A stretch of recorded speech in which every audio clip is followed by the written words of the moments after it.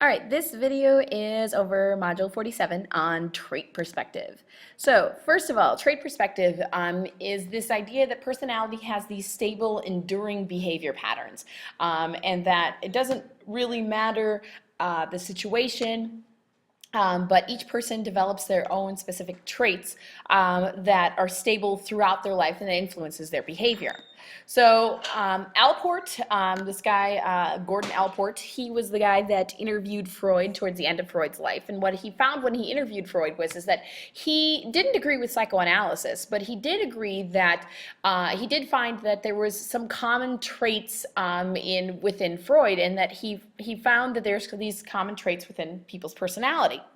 We also have Briggs, Myers, and Briggs. Briggs, Myers, and Briggs, they were a mother-daughter duo. Catherine Briggs was the mother, and Isabel Briggs, Briggs Myers is the daughter.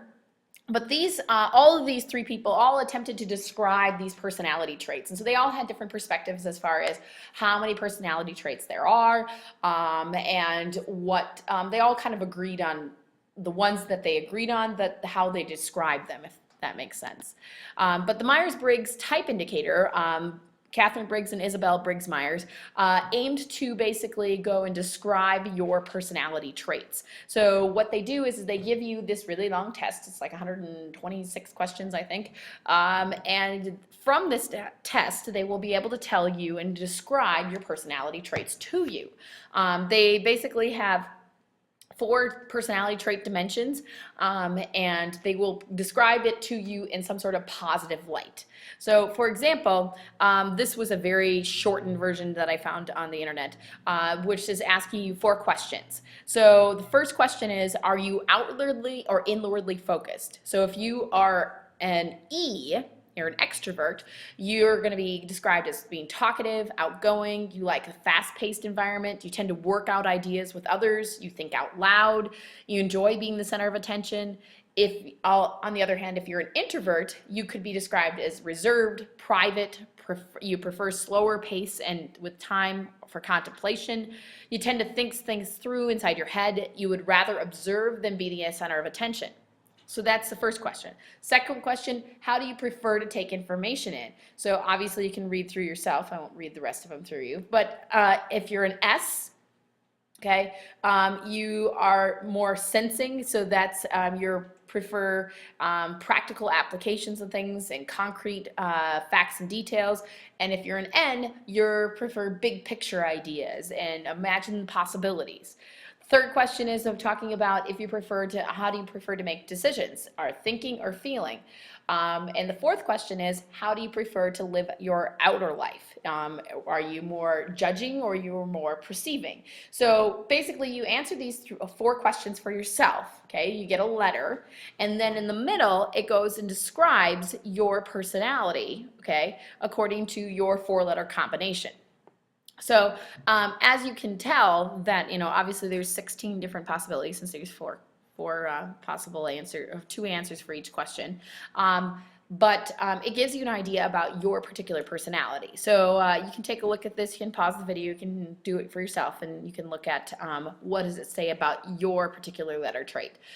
In class, I had people go and give me which letter they fit through with each of these questions, and then I read off the description to them. And what they found was, like I said, they are very positive in light. They're a very positive nature. So none of them say you suck, right?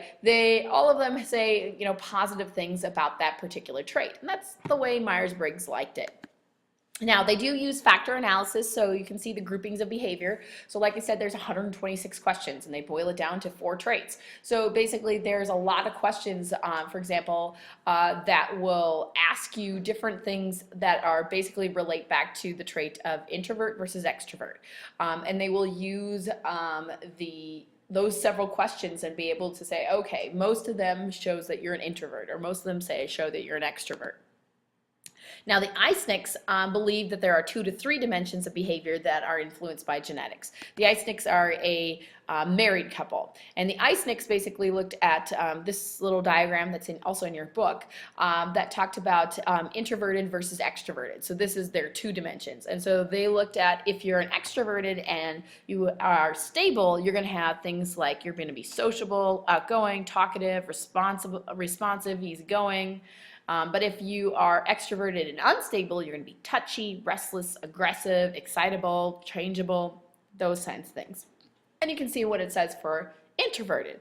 But the idea is that all of these people all agree that you have these underlying traits that basically are stable throughout your personality, and they influence your overall behavior. Now, trait perspective today. Trait perspective today, there is a controversy that exists over if our personality is stable throughout different situations or if it changes. This is that person-situation controversy. So this is the idea that depending upon where you are, you may react differently. So this little cartoon says, I'm neither a good cop nor a bad cop, Jerome. Like yourself, I'm a complex anagram of positive and negative personality traits that emerge or not, depending on circumstances.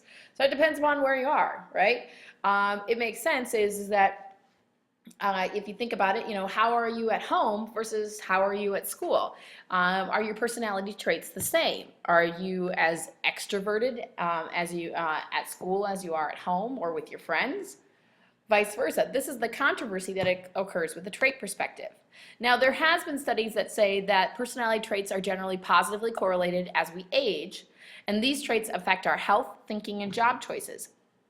So what this is meaning is that as you age, your personality traits are going to be fairly stable. And if you take a personality test, for example, the Myers-Briggs type indicator now as an 18-year-old and take it again in, say, 20 years, generally speaking, you'll pretty much get the same results is what this is saying. And these traits can affect your health and how you think, as well as what jobs you choose. So obviously if you are an extrovert, you're not going to choose a job that you sit in a cubicle all day at a computer. You'd be, you know, bored out of your mind. But if somebody who's an introvert, maybe that's their ideal job.